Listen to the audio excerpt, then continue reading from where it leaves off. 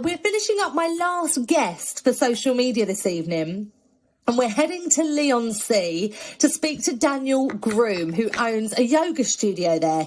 Now, we actually spoke earlier on in the day, because right now he's teaching a yoga class. But I got to know him, we had a good old chinwag, and here is what he had to say. I am a qualified yoga therapist, and I run a yoga centre and wellbeing centre in Leigh-on-Sea, which is called Anahata Yoga Centre. Mm-hmm.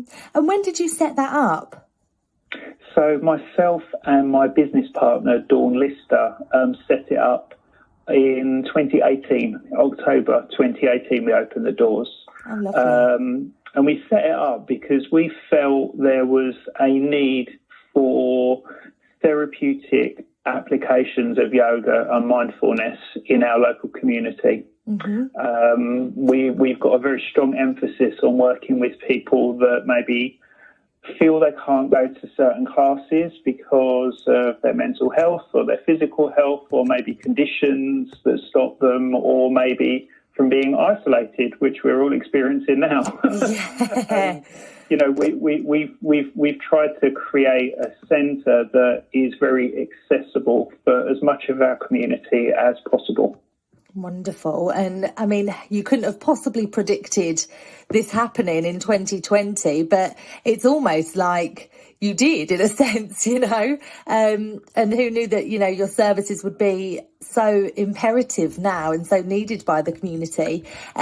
So when did you take the decision to close and close the doors when this all started?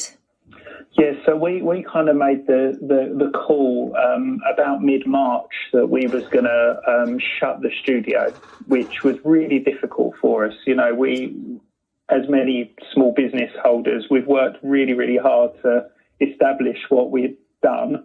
And then suddenly it felt like it was being took away from us. Yeah. However, we knew that we could make an online package available for people that would actually be almost as good as being in the studio with us. So we were quite quick with the technology and getting everything sort of set up. And we're really lucky that we fostered a community of people who many have stayed with us through this rocky process of shutting the doors and getting online. Yeah. But our numbers now are doing pretty okay. They're most of the classes are relatively busy, some with new people, but mostly with our regular people that have been coming to us for a long time, which is lovely that they're still supporting us. Yeah, I can imagine. And so what is this online package that you're able to offer? Well, we just tried to strip back our timetable as much as possible because we couldn't financially viably run the classes that we was running with less people in them. Yeah. So we had to be quite strict about, saying, right, we've got to get rid of certain classes. We're only putting on key classes for the moment. And so we have about 2 classes a day that are running, tend to be one in the morning, one in the evening. They're very generalised classes because it's a different way of communicating online to it is being in person with someone. So we've really tried to strip back and make it as accessible as possible for as many people as possible. Right. And the lovely thing is I now teach people. Some are doing it on the chair. Some people are sitting on the floor. Some people are standing up doing it, and they're all doing it in their homes. And, how amazing that we can all come together and do that in one practice, So it's been a real learning for us, but a positive experience as well. So it sounds like anybody, any age, any ability, can get involved. Absolutely, yeah. I mean, yoga in its essence and mindfulness in its essence really is about understanding our minds. So as long as we have a mind that is functioning okay and we can breathe, then actually yoga is a pretty accessible practice for most people. There's always something that people can take away from it. More recently, yoga's, become a victim of being marketed in a certain way, and presented in a certain way, which has probably given the image across to people that actually it's not that accessible. You have to be flexible, you have to be fit, you have to be able to touch your toes, you know, and they're things that we hear time and time again from people that turn up with an expectation about what they think yoga is going to be about. And actually, it's about understanding yourself and navigating through the world with the tools that you might have learned through yoga and knowing actually, I've got this, rather than feeling overwhelmed by it. Wonderful. I mean, yeah, even I used to be a professional dancer, and even I think of yoga as something that, you've got to be flexible. I've got to be able to hold my body weight up for some time, maybe, and I've got to be upside down and in all these weird, strange positions that I just don't think I can do now. So that's really interesting to hear that actually it's more a practice that anybody can do, any ability can do, but it's also not just about going to a class and being fit and healthy in the class. It's something that you use in your day-to-day life to understand yourself and to navigate life as well. Why does yoga do that for you? The essence behind the yoga practice is fundamentally giving you this set of tools. Those tools are different for every person because we all need something different, because we've all had different experiences in our lives. We've all reacted to those experiences in different ways. So yoga is kind of like this toolbox of stuff that you can take little bits from. And at different points in your life, you may need to pull back on certain things or introduce things in a more regular basis. But what it allows you to do is, and it is a practice, the word practice literally is, there is no right or wrong. It's about letting yourself become more attuned with what feels comfortable within you at that time. Mm-hmm. And if you think about what we're experiencing now, we've been through a process of 8 weeks where everyone has been pulled in all different directions. We've had to think about things that we never thought we'd have to think about. Some of us have been because of being ill or losing people because of the virus. And actually, it's suddenly given people a bit of a wake-up call. And I think that's why we've been so busy, is that people, one, have had some time on their hands. Yeah. Two, have probably got families and kids who are needing lots and lots of attention and they just need an hour for themselves. Mm-hmm. But also I think it's giving people this chance to maybe reflect in a different way. And yoga can be quite non-threatening in that way, to start to allow you to open up those avenues by using different breathing practices or meditation practices, or even just taking time out to go for a walk, and leaving your phone at home. Yeah, absolutely. Absolutely. Yoga's anything phone. You want it to be. It hasn't got to be on a mat. It hasn't got to be on a chair. It's about actually, I've got this moment in my life. What do I do with it? Daniel Groom there, I was talking to earlier on. We continue our conversation very, very shortly, so don't go anywhere. I would love to know what your thoughts on yoga are, because even for me, I thought yoga was something that you had to be quite flexible for, that, you're kind of bending into all these weird positions. But actually, by the sounds of it, it's actually far more to do with your mental health and your mental well-being. And it sounds really great. I'm really tempted to try one of Daniel's classes. He's in one right now, actually. I continued my conversation with him, so don't go anywhere, but I thought I'd give you a little bit of Bruno Mars. In the meantime, here we go. Uptown Funk. Remember when this song just went everywhere, didn't it? With Mark Ronson. This is that ice cold Michelle fight for that white gold.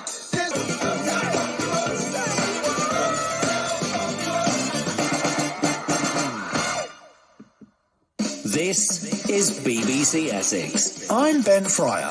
And I'm Sonia Watson. And while we might not be together at the moment, we're still serving you a Benson breakfast 6 days a week. From Monday to Saturday, we start your day with all the latest in the fight against the coronavirus. And how Essex is responding to the challenges it brings. But we're also having plenty of fun to put a smile on your face. We have 2 Benson brain teasers, Benson's birthdays. And on Saturdays, we play the Brains of Essex quiz. Start your day the Benson way. With Sonia, Mondays to Wednesdays. And Ben, Thursdays to Saturday. Between 6 and 10. On BBC Essex. Your Essex. With Helen Scott. On BBC Essex. Yes, indeed. We're talking all things social media, and you're joining me as I jump back into conversation with Daniel Groom, who owns and runs a yoga studio in Leigh-on-Sea. The reason we started speaking, Helen, was because of an LGBT yoga and wellbeing group that has been running for a year now. And originally we set it up in the studio and we'd meet once a month. And the intention behind the group was to create a safe space for LGBT people and allies to be able to come to and be able to experience and practice yoga in a way that wasn't threatening to them. Mm-hmm. And the word threatening I use loosely because, again, we all interpret things in different ways. However, you know, some people maybe that are not able to identify or struggling with some identity around themselves, or maybe they don't wish to identify with the gender normal associations that we make for people, they might go into a yoga class and some language might be used, or they might be in a fitness class and language is used, and actually that is quite upsetting for them. Yeah, absolutely. And it's just, you know, I think it's so important to have these safe spaces, you know, where the LGBT community can come together and just feel understood. You know, as humans, we want to feel connected and understood by those around us. And sometimes just being around other gays, other queers, you know, from my own experiences, it's needed. It really is needed. And what sort of response have you had from these workshops? Well, we started it off last June, and we've consistently had quite a large group of people each month. And what's been lovely is there's such a wide diversity of different people that have been to it. We've had people that identify with some of the rainbow of letters of the LGBT community, yeah. But also, you know, we have people that are coming in who are allies of our community as well. Mm-hmm. We have parents that come in who are maybe struggling with identity that their children are putting upon themselves or experiencing or processing at that time. So it's very much an open space. Yeah. And that's what's so lovely about it, is that there's a group of people, but there's people that come in and out for a little while, and they're all made to feel very welcome, and they're all made to feel they can be part of something. The session kind of is set up. We tend to have a theme. Ironically, last month's was all about isolation within the LGBT community. Who would have thought it? Yeah. And we actually did that online for the first time because we were just going into lockdown then. So it was a really, really interesting experience, because some of the group who tend to be a little bit quieter, because they was in their own home and they felt very safe, they was actually a lot more vocal. So they come out of themselves a lot more. Mm-hmm. So we tend to do a short yoga practice. We then have, or you tend to have a subject that we open the practice with. We then do about 20 minutes, half an hour of a physical practice, and that could be done on a chair or from standing. We do then some form of relaxation or meditation practice. And then the last half an hour is just open for us to just talk. Wonderful. And we talk about the most amazing things. A lot of stuff that comes out of it is about LGBT history and remembering things that have happened, but also expressing how we're coping with life at the moment. Yeah. And it's really great for us just to have a space to just be able to just be honest and just chuck some ideas in the circle and not to feel judged and to be amongst others who understand. Wonderful. It sounds fantastic. And I want to join in the next one because it's this weekend, isn't it? It is, yes. So we tend to meet monthly on a Sunday. And the next one is this Sunday. It's at 11 a.m. in the morning until 12:30. And what we've got is a Facebook group that's a private group. However, it's not private to find it. So if you just search Southend LGBT Yoga, you'll find the group. Mm-hmm. And within the group, we just post the Zoom meeting link and password. So Lovely. Anyone can come in and join. We do administer and safeguard the group. So if there's anyone new, we ask them to introduce themselves. And if they don't show us who they are and don't put a name up, we actually ask them to leave the group just to make sure that everyone's there, knows who's there, so we don't get trolled by anyone. Absolutely, absolutely. You've got to be safe in this day and age, haven't you? We do, absolutely. And so, for the foreseeable, then you're going to continue doing these workshops. Do you think that what you've been doing during lockdown in terms of, doing lots of things online, do you think that's going to encourage you to maybe continue to do that even after lockdown? Do you think that there'll be a need still for a lot of online classes or these workshops where people can, tune in from home in their safe, comfortable environment? Will you be doing more of that? We always had it in our plan that we would go online. We didn't expect to be doing it quite so soon. However, what it's done is give us an opportunity to test the water, and actually we are going to carry on doing classes. We're a little bit unsure, like everybody at the moment, about what the future holds in terms of, how long is it before we can publicly come back together, and how comfortable people are going to be coming back together publicly.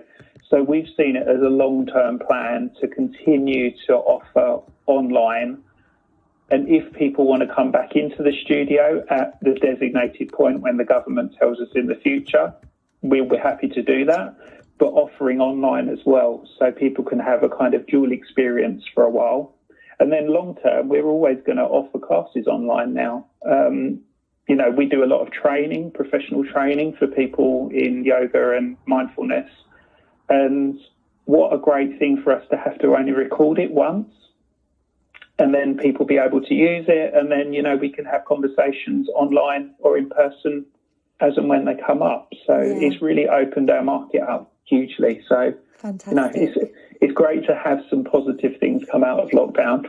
Absolutely, absolutely. Oh, well, Daniel, thank you so much for coming on and sharing with me. It's been an absolute pleasure, and I hope you can join us Sunday. I just wanted to mention that the group, it's a free group completely. However, we do ask if people want to make a donation, we give like a donation link to a GoFundMe for Southend Pride. So it helps raise money for Southend Pride, and it goes towards a charity in Southend called Transpire that supports the trans community in Essex and the South East. Lovely Daniel Groom there chatting with me earlier on today. I'm definitely going to that workshop on Sunday. I'm really looking forward to it. I bet it's going to be like a breath of fresh air to talk and do a bit of yoga. Yes. Anybody else been doing yoga for a bit of a release during this time? I'd love to hear from you. Drop me a text and let me know what has been your stress relief in terms of movement during quarantine so far. 81333. Start your messages with the word Essex and let me know. Time now for some Live Lounge All-Stars. So many music artists